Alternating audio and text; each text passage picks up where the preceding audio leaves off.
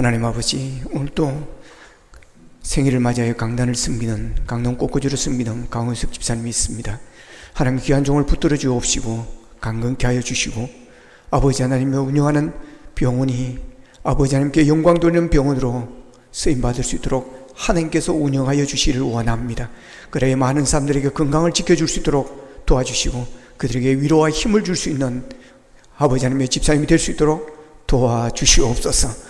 아버지 하나님, 이 시간 주의 말씀 듣겠습니다. 목마른 심령의 은혜의 담비가 넘치는 시간이 되게 도와주시옵소서.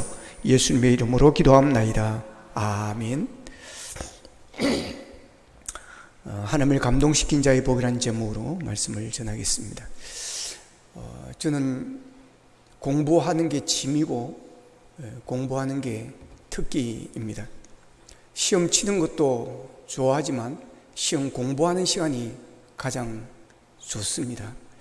그래서 또 시험 칠 뭘 하나 해볼까라는 생각도 하지만 또 네 꼴을 알아라 해가지고 그러지 도전하지 않습니다. 그래서 제 평생에 가장 행복했을 때는 학교에 다닐 때였습니다. 그렇게 살다 보니까 책상에 오래 앉아있는 습성이 들어 있습니다. 거기다가 저는 목회자이기 때문에 매일매일 설교 준비를 해야 되는 것이고, 또한 설교 준비를 위해서 많은 독서를 해야 하기 때문에 밤 늦게까지 책상에 앉아 있을 수밖에 없습니다. 근데 책상에 오래 앉아 있는 게 건강에 좋지 않다는 것을 최근에 알았습니다. 사람은 직립보형입니다. 그래서 서 있어야 되고 서서 걸어야 하는 것입니다. 그래야 건강을 지킬 수가 있습니다. 사람은 직립보형이기 때문에 오래 앉아 있으면 건강에 좋지를 않다는 것입니다. 소화도 잘 되지 않는 것이고, 다리의 근육도 빠지게 되어지는 것이고, 또한 허리도 안 좋아지면서 여러 가지 건강에 좋지 않다는 겁니다. 그래서 서 있을 수 있으면 그 사람은 사는 것입니다. 그러나 설 수 없게 되어질 때 그 인생은 이제는 끝자락에 왔다고 봐야 하는 것입니다. 지금 저희 어머니가 그 상태입니다. 근데 사람은 편한 것을 좋아합니다. 그래서 서 있기보다 앉아 있기를 좋아하고, 앉아 있기보다 누워 있는 것이 더 편한 것입니다. 근데 그게 건강을 해친다는 겁니다. 그래서 우유를 받아 먹는 사람보다 우유를 배달하는 사람이 더 건강하고 오래 산다는 말이 있습니다. 그러기에 우리가 편한 것을 너무 추구하고 편한 것을 너무 좋아하면 안 됩니다. 신앙생활도 편하게 하려고 생각하면 안 됩니다. 그러면 영적인 건강이 무너지게 되는 것입니다. 신앙생활도 힘들게 해야 되는 것입니다. 바빠 죽겠습니다. 그래서 기도할 시간이 없습니다. 아닙니다.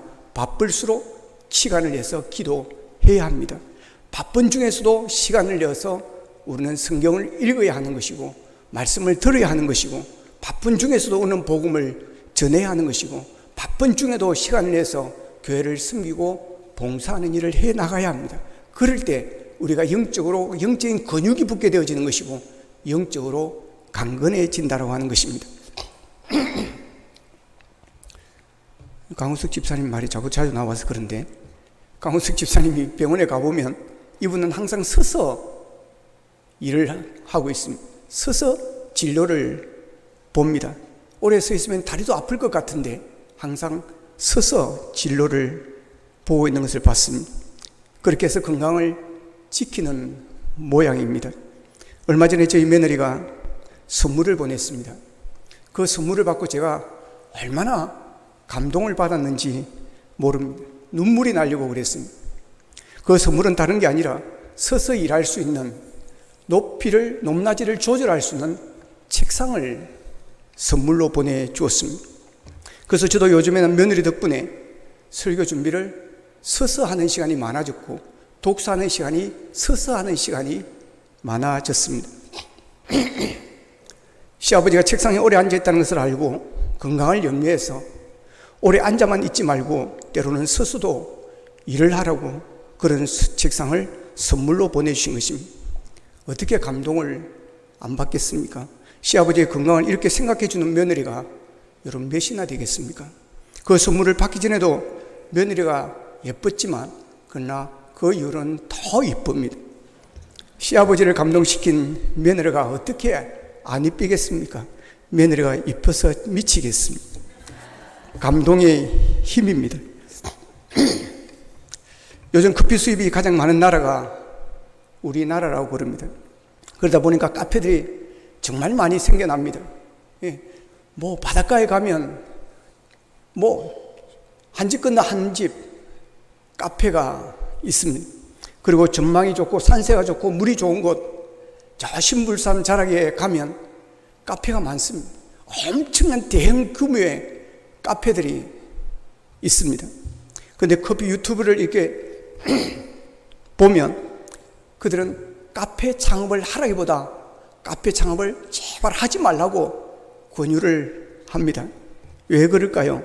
그들이 카페를 개업했다가 여러 번 실패했던 그런 사람들이기 때문에 그렇습니다. 왜 카페를 창업하지 말라는 겁니까? 성공하기가 쉽지 않다는 것입니다. 카페가 많다 보니까 계속 생기다 보니까 경쟁이 너무 치열하다고 하는 것입니다. 그런데 그런 경쟁 속에서도 가장 호황을 이루는 카페가 있습니다. 스타벅스입니다. 스타벅스 커피점은 우리나라에 들어오면서 다른 기업들과 달리 매스컴에 광고 한 번 낸 적이 없다고 그럽니다. 그런데 정작 스타벅스의 커피점이 세계적인 기업으로 성장할 수 있었던 데는 중요한 원칙이 하나가 있습니다. 그것은 다름 아닌 작은 것에서 고객을 감동시켜라 라는 원칙입니다. 작은 것에서 고객을 감동시켜라. 밖에서의 삶의 수준이 그들이 어떨지 몰라도 적어도 스타벅스 안에서만큼은, 스타벅스 커피를 즐기고 있는 만큼은 어느 누구나 직원들로부터 대우를 받는다는 것입니다. 그리고 별것 아닌 작은 일 하나부터 감동을 준다는 것입니다. 다른 카페에 가면 1인 1잔이 기본입니다. 그래서 어떤 데는 과하게 써고 났습니다. 1인 1잔. 그래서 묻습니다. 커피가 5,000원이고 빵이 8,000원입니다. 그러면 커피 대신에 빵을 사면 안 됩니까? No. 1잔이지 1빵이 아니라는 것입니다. 기분 나빠서 또 나와 버렸습니다.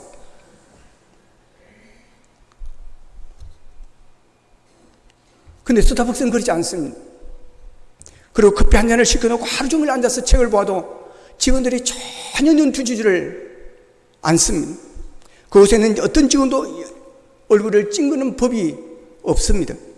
스타벅스가 세계적인 기업으로 성장할 수 있는 이유는 고객들을 어떤 행동으로든 감동시키고 있기 때문이라는 것입니다.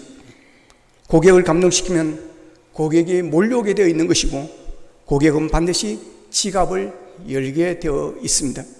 감동은 사람을 행복하게 합니다. 감동은 사람을 즐겁게 합니다. 우리가 읽은 오늘 본문 성경에서는 하나님을 감동시킨 한 주인공이 등장합니다. 바로 다윗입니다.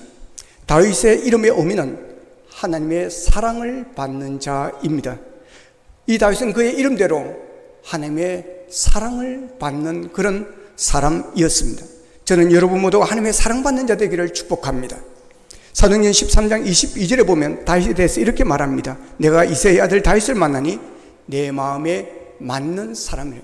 이전 개역 성경에서는 내 마음에 합한 사람이라고 그렇게 번역을 했고, 쉬운 성경에서는 내가 이새의 아들을 만나보니 그는 내 마음에 드는 사람이다 이렇게 번역을 했습니다. 다윗은 하나님의 마음에 합한 사람, 하나님의 마음에 맞는 사람, 하나님의 마음에 드는 사람이라고 할 정도의 칭찬을 받은 사람입니다. 하늘부터 이런 칭찬을 받는 것은 최고의 축복이요 최고의 칭찬입니다. 사실 하나님의 마음에 합하고 하나님의 마음에 드는 자, 하나님의 마음에 맞는 사람이 되기는 정말 어려운 일입니다. 왜냐하면 하나님은 속일 수가 없기 때문입니다. 사람은 속일 수가 있습니다. 왜냐하면 속이 보이지 않기 때문에 그렇습니다. 그래서 속을 감추고 위장할 수가 있습니다. 그래서 미워도 좋아하는 척하는 것입니다. 선거를 할 때 보면 내 편이 아닙니다. 그런데도 불구하고 네 알겠습니다 찍어드리세요 그럽니다.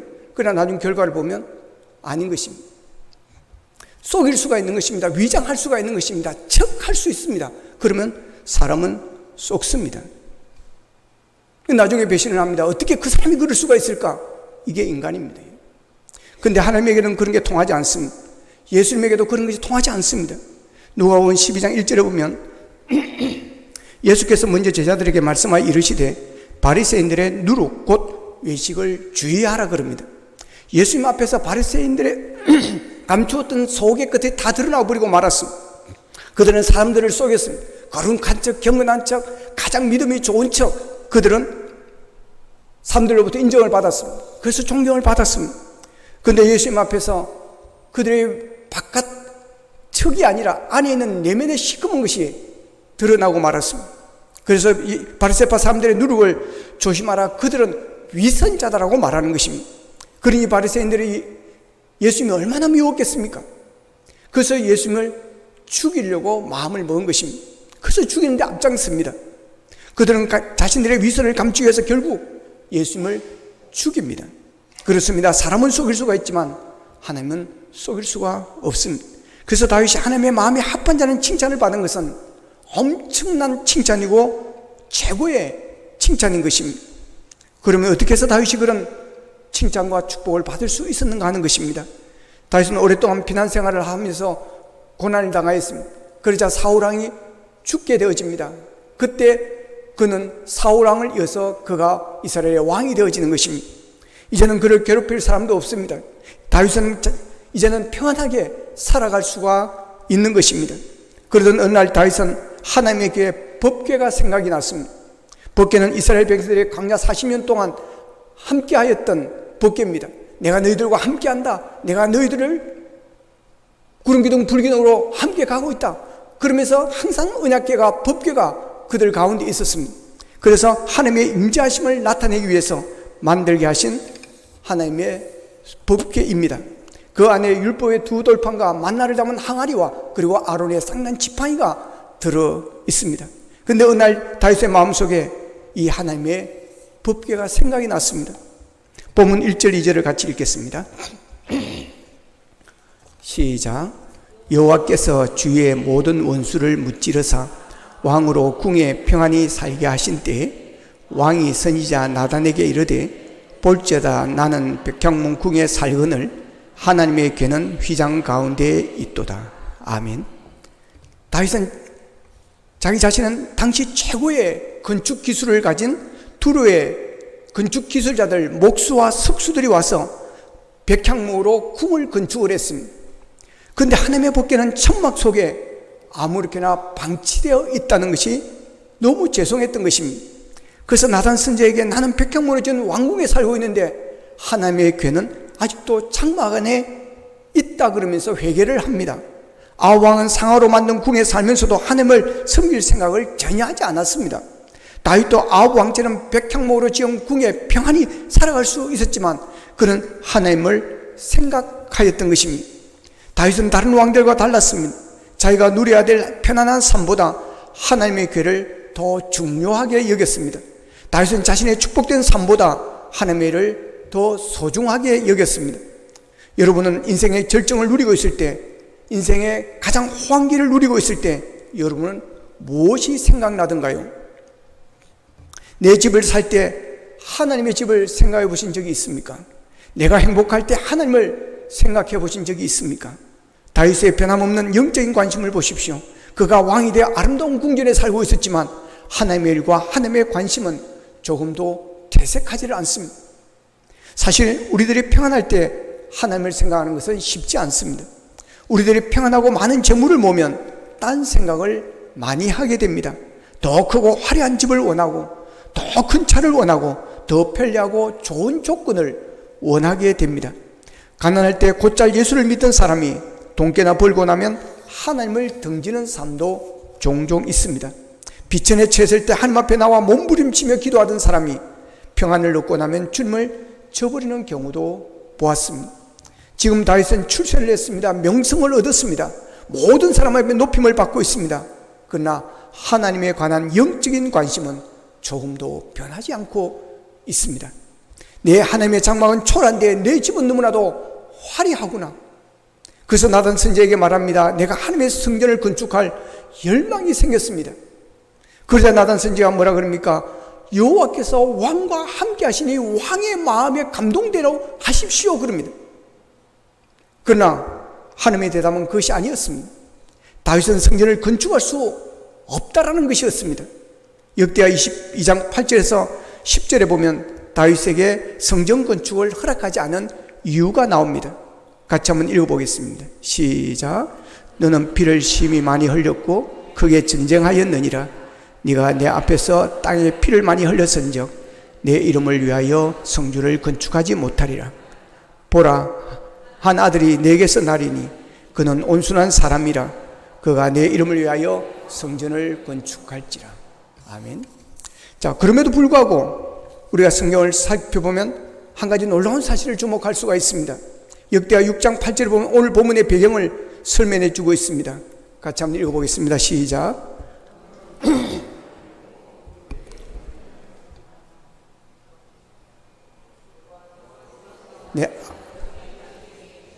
내가 내 이름을 위하여 성전을 건축할 마음이 있으니 이 마음이 내게 있는 것이 좋도다. 아멘. 자, 여기 보면 하나님께서 다윗이 성전 건축할 마음이 있다는 것, 이 마음을 보시고 내 마음이 기쁘다, 내 마음이 좋도다, 감동을 받습니다. 하나님은 다윗이 성전을 건축해서 감동을 받은 것이 아닙니다. 건축하고자 하는 그 마음이 너무나도 가득했고 너무나도 감동적이었던 것입니다. 다윗은 성전을 건축하는 마음 때문에 복을 받습니다. 오늘 우리에게도 필요한 것이 다윗의 이런 마음입니다. 하나님은 성전을 건축하고자 하는 그 마음, 하나님의 전을 사모하는 그 마음에 감동을 받으시고 다윗에게 복을 주십니다. 본문 8절 9절을 같이 한번 읽겠습니다. 시작. 그러므로 이제 내 종 다윗에게 이와 같이 말하라. 만군의 여호와께서 이와 같이 말씀하시기를 내가 너를 목장 곧 양을 따르는 데서 데려다가 내 백성 이스라엘 주권자로 삼고 네가 가는 곳에 내가 너와 함께 있어 내 모든 원수를 내 앞에서 멸하였은즉 땅에서 위대한 자들의 이름같이 내 이름을 위대하게 만들어 주리라. 아멘. 다윗이 하나님의 마음을 감동을 시키니까 내가 너를 이 땅의 위대한 사람들만큼 위대하게 만들어 주리라고 말씀을 하십니다. 위대한 자들의 이름같이 이름을 위대하게 만들어준다는 것은 다윗의 명예를 높여준다는 것입니다. 옛말에 호사유피 인사유명이라는 말이 있습니다. 호랑이는 죽으면 가죽을 남기고 사람은 죽으면 이름을 남긴다는 말입니다. 하나님의 자녀들은 그 이름이 존귀해야 합니다. 그 이유는 하나님은 내 이름을 손바닥에 새겨놓으시고 지금도 부르고 계시기 때문입니다. 우리의 이름이 하늘나라의 생명책에 기록되었기 때문입니다. 지금 우리가 예배하는 이 시간에도 성령님이 우리의 이름을 부르며 하나님의 영광스러운 보좌 앞에 우리의 이름을 불러 기도하고 있기 때문입니다. 바로 나의 이름 속에 하나님의 사랑이 담겨져 있기 때문에 다른 사람이 내 이름을 기억만 하여도 은혜가 되어야 하는 것입니다. 누군가 내 이름을 부르며 기도할 때 가슴이 설레어야 하는 것입니다. 역사상 위대한 사람은 그 이름이 영광스러운 사람이요 그 이름이 추한 사람은 그 인생이 추한 인생인 것입니다. 신구약 성경에 기독교 역사상 수많은 사람들이 오고 갔지만 가장 영광스러운 이름은 다윗이라는 이름입니다. 성경에 수많은 이름이 나오지만 다윗의 이름이 가장 많이 등장하고 있습니다.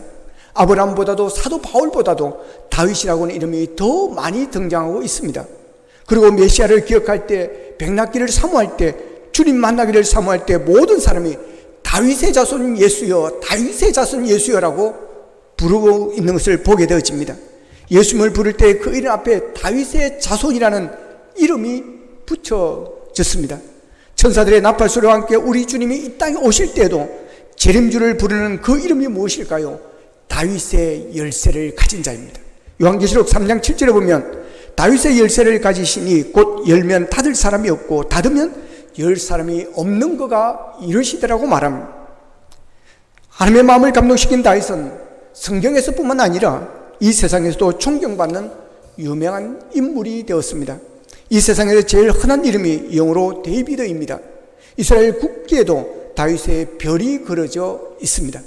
보십시오. 다윗이 하나님을 감동시키자 이처럼 하나님은 다윗의 명예를 높여주었습니다. 그의 이름을 위대하게 만들어 주었습니다. 예수님도 감동에 약하십니다.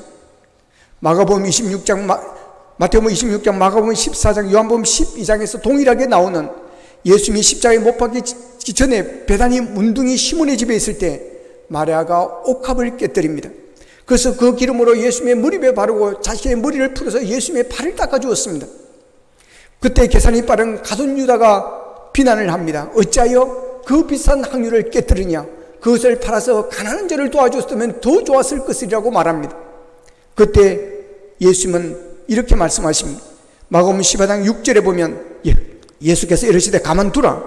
내가 어찌하여 그를 괴롭게 하느냐? 그가 내게 좋은 일을 하였느니라.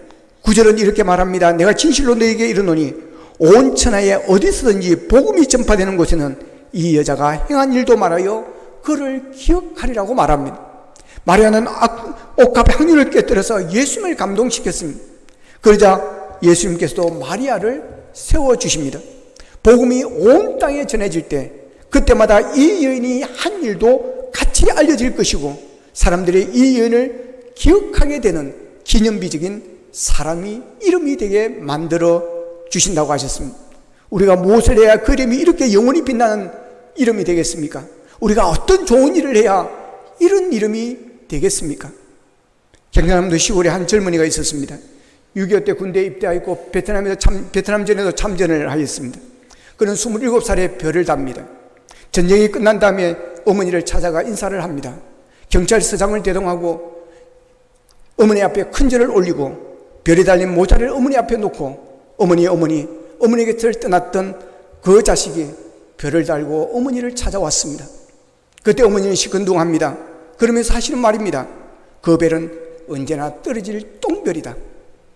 나는 내가 하늘의 별을 달기를 원한다. 네가 어느 지역에 가서 어떤 위치에 있든지 거기서 복음을 전하는 일, 성전을 세우는 일을 소홀히 해서는 안 될게요. 이 사람은 사성장군이 됩니다. 국방장관이 됩니다. 그가 바로 김성은 전 국방장관입니다. 그는 가는 곳마다 복음을 전했고 군부대에 여러 개의 교회를 그가 세웠습니다. 그가 전역한 다음에 하나님이 주셨던 모든 땅들을 팔아서 서울 약수동에 신일교회라는 우리 교단의 큰 교회를 세웁니다. 성전을 봉헌한 다음에 예배당 사진을 구석구석 찍어서 어머니 앞에 찾아갑니다. 어머니, 이 예배당이 저희들이 져서 하나님 앞에 봉헌을 했습니다.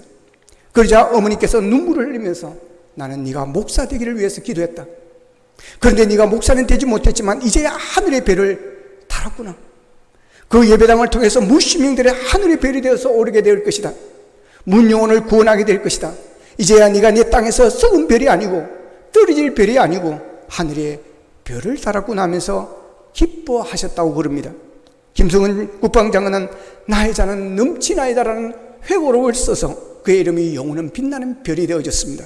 그렇습니다. 가장 존귀해지는 길은 하나님을 감동시키는 것입니다. 그 이름이 존귀해지는 것은 하나님을 감동시키는 자에게 따라오는 복입니다. 내가 내 이름을 높이려고 하고 내 이름을 빛낼 것이라고 엄청난 돈을 들여서 비석을 세우기도 합니다.